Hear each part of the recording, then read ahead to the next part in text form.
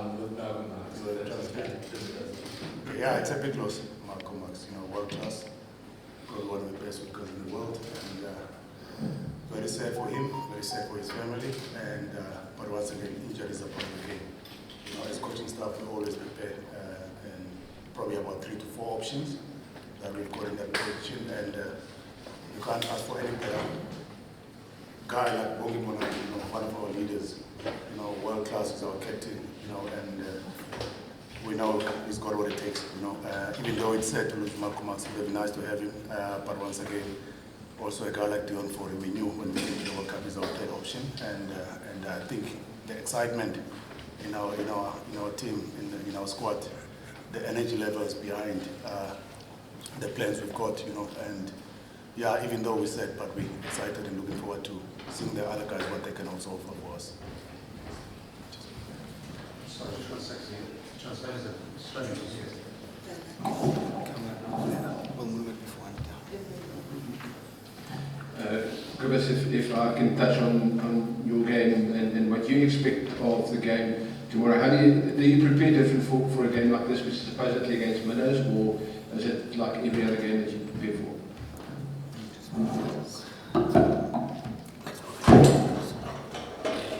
Yeah, it's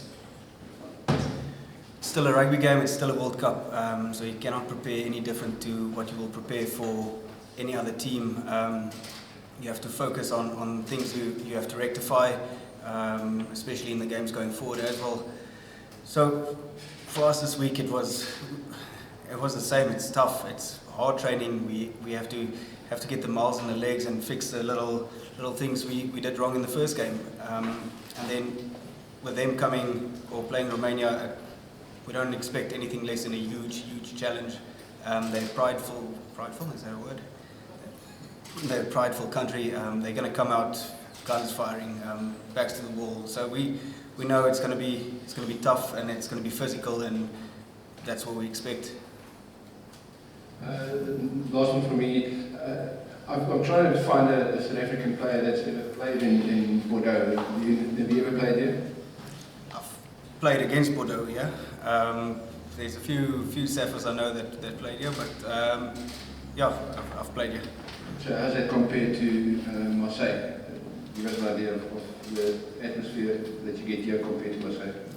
Well, that's top 14. It's very one-sided then, especially if you go up against Bordeaux. Their crowd is hostile, but yeah, it's good fun. I think it's going to be a little bit different on the weekend, as we'll get our supporters in too. You can't even walk on the streets without hearing Afrikaans and all of that. So I think we're a lot of people here, a lot of support. So it's going to be exciting. Good afternoon to both of you. If you can maybe just both answer this question, how you guys have been preparing. It's expected to be wet tomorrow with some rain. How you have been preparing the squad, how the team have been preparing, and then also just your chemistry you have played in France. What it's like to play rugby in comparison to kind of rugby environment in South Africa. Yeah, I think for preparations, Kova's touch on it is that we always prepare the same way. We respect every game we play, and we know Romania, they've got pride in what they do. And for me personally, I know them very well because I've played against them. I think it was in 2011 when I played Nations Cup in Bucharest. So I know how passionate they are when it comes to for playing for their country. And it's going to be a physical game. It's going to be a tough game. But once again, if you also look at what's happening around, you look at a game like Uruguay against France, you know very well that if you probably don't mentally and physically don't pitch up on a game, it will probably be a tough day. And so that's the respect we've got for Romania.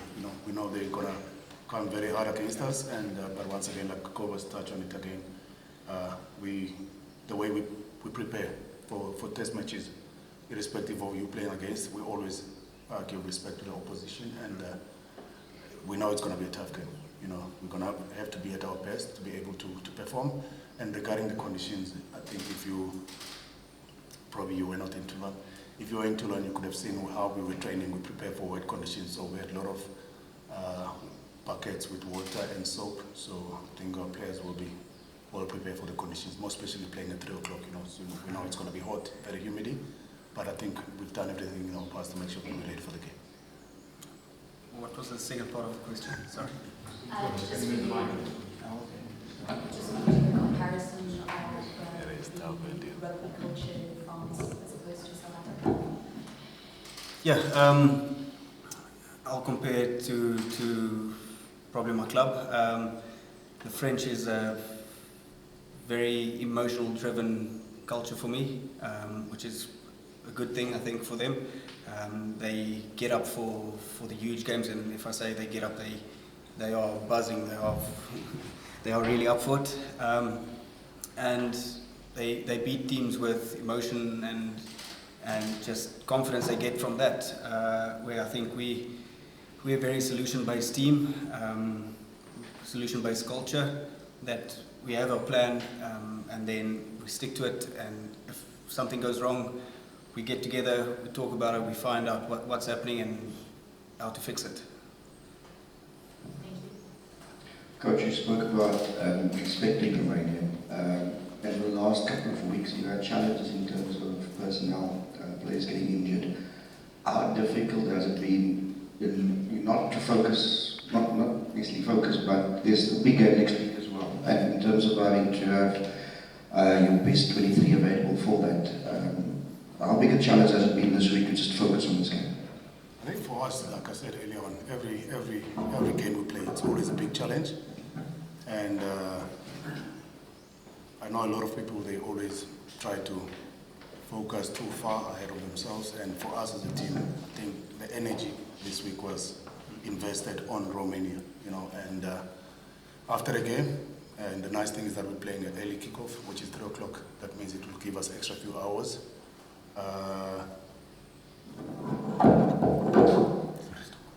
So it will give us at least extra few hours for us as a coaching staff to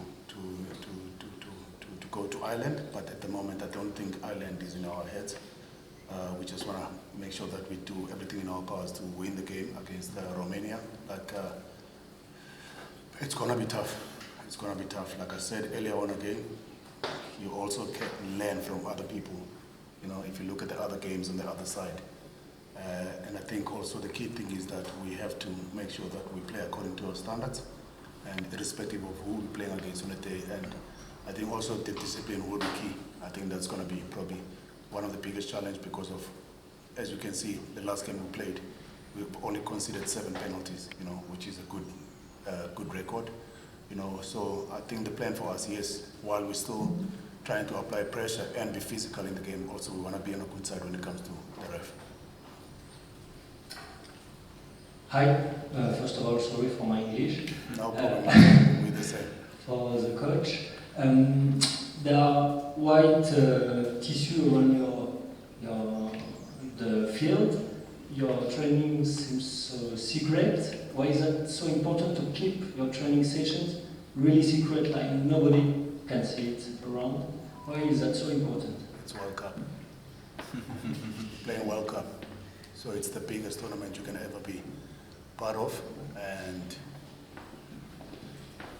our sessions are mostly private sessions. And we had one good training in Toulon, where the public was there. I think we had plus minus 8,000 people that came to support us, which is, we also appreciate the support. But once again, when you play the World Cup, it's the biggest tournament in the world. So why are we private? Because it's a World Cup. You happy? Shut my boss. When you talk about the injury of Malcolm Marx, you mentioned 3 or 4 options, if I understood well. I have read that Andre Pollard is now back on the training field with his club of Leicester. Is this an option for you and the team, calling back Andre Pollard? As a coaching staff, we haven't made any decision on it. And as you saw earlier on in the week, the media statement was we're still looking at the options. Yes, Andre Pollard is probably also one of the guys, but at the moment we haven't made any final decision, And I think the key thing is that we just wanted to focus on the Romania game. Maybe something officially will come after this game, but if you want to know about Andre Pollard, we watched him yesterday. I think he had about 30 minutes. Unfortunately, he had a yellow card in that game, but we did follow his minutes. And also we've got a guy like Joseph Tueba, who's currently back in South Africa in full shape, who's also one of the options. Unfortunately, Lucanio, I think, is probably 2 weeks away from being fully fit. So at the moment, we still got a couple of options, but nothing official at the moment.